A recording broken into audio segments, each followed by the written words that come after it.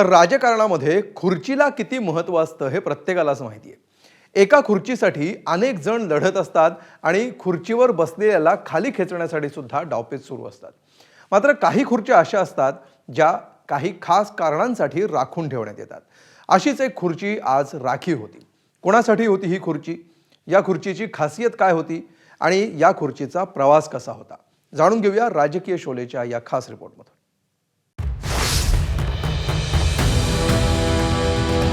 ठाकरे बंधू 2,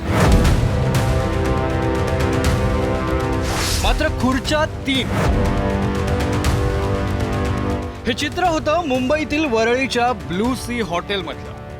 अवघ्या महाराष्ट्राला प्रतीक्षा असणाऱ्या ठाकरे बंधूंच्या युतीची घोषणा करण्यासाठी पत्रकार परिषद सुरू होणार होती. माध्यमांचे कॅमेरे सज्ज होते.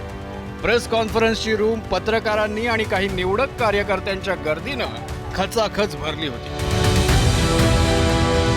आणि सगळ्यांच्या नजरा लागल्या होत्या त्या समोर मांडलेल्या खुर्च्यांकडे.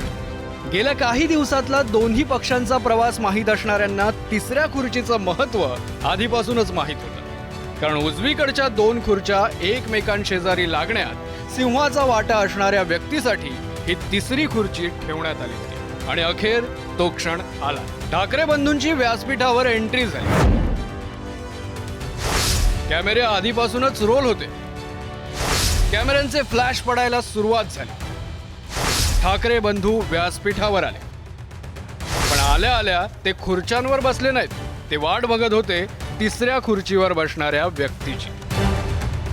पुढच्याच क्षणी ती तिसरी व्यक्ती आली आणि 3 खुर्च्यांचं औचित्य पूर्ण झालं. खासदार संजय राऊतांना राज ठाकरेंनी हातानं खूण करत तिसऱ्या खुर्चीवर बसण्याची विनंती केली आणि सुरू झाली ऐतिहासिक पत्रकार परिषद. अर्थात या पत्रकार परिषदेची सुरुवातही तिसऱ्या खुर्चीनंच केली. आजचा दिवस महाराष्ट्रासाठी ऐतिहासिक आहे.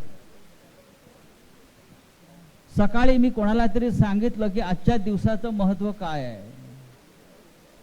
संयुक्त महाराष्ट्राच्या लढ्यानंतर जो संयुक्त महाराष्ट्राचा मंगल कलश महाराष्ट्रामध्ये आला तो मराठी ऐक्याचा मंगल कलश होता.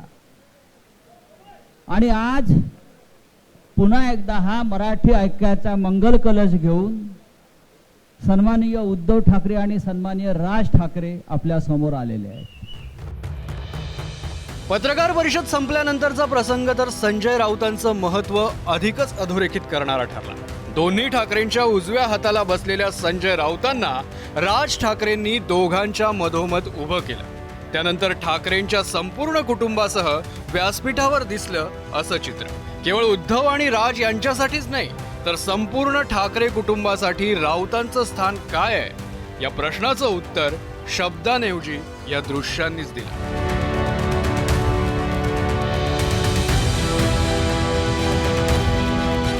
अर्थात संजय राऊतांना हे स्थान काही एका दिवसात मिळालेलं नाहीये. 5 जुलैच्या मराठी विजय मेळाव्याची वातावरण निर्मिती करण्यात संजय राऊतांनी पुढाकार घेतला होता. त्यानंतर 27 जुलैला राज ठाकरेंनी मातोश्रीवर जाऊन उद्धव ठाकरेंना शुभेच्छा दिल्या. त्या भेटीमागेही संजय राऊतांची शिष्टाई होती. दोन्ही ठाकरेंच्या मनोमिलनाचे सूत्रधार म्हणून संजय राऊतांची भूमिका महत्त्वाची राहिली आहे. ठाकरेंच्या मनोमिलनाचे सूत्रधार दोन्ही नेत्यांमध्ये संवादाचा पूल उभा करणं, ठाकरे ब्रँडबाबत सातत्यानं वातावरण निर्मिती करणं, युती होण्याच्या प्रक्रियेबाबत माध्यमांमध्ये आणि समाज माध्यमांमध्ये सातत्यानं भूमिका मांडणं, जागा वाटपाबाबत राज ठाकरे आणि मनसे सोबत वाटाघाटी करणं, अशी चौफेर भूमिका बजावणारे संजय राऊत हे 2 ठाकरेंमधला दुवा ठरले. 2019 मध्ये अस्तित्वात आलेल्या महाविकास आघाडीच्या स्थापनेतही संजय राऊतांचा मोठा वाटा होता. विशेषतः उद्धव ठाकरे आणि शरद पवारांना महाविकास आघाडीच्या छताखाली आणण्यासाठी संजय राऊतांनी मातोश्री आणि सिल्वर ओकचे उंबरठे चांगलेच झिजवले होते. नुकत्याच एका गंभीर आजाराचा सामना करून परतलेल्या संजय राऊतांसाठी ठाकरे बंधूंच्या युतीची घोषणा हा राजकीय कारकिर्दीतला एक मोठा मैलाचा दगड ठरलाय. आता एका खुर्चीऐवजी 2 खुर्च्यांची भूमिका मांडताना या तिसऱ्या खुर्चीची लेखणी आणि जीभ अधिक धारदार होणार यात शंकाच नाही. अमोल जोशीसह ब्युरो रिपोर्ट, एबीपी माझा, मुंबई. एबीपी माझा, उघडा डोळे बघा नीट.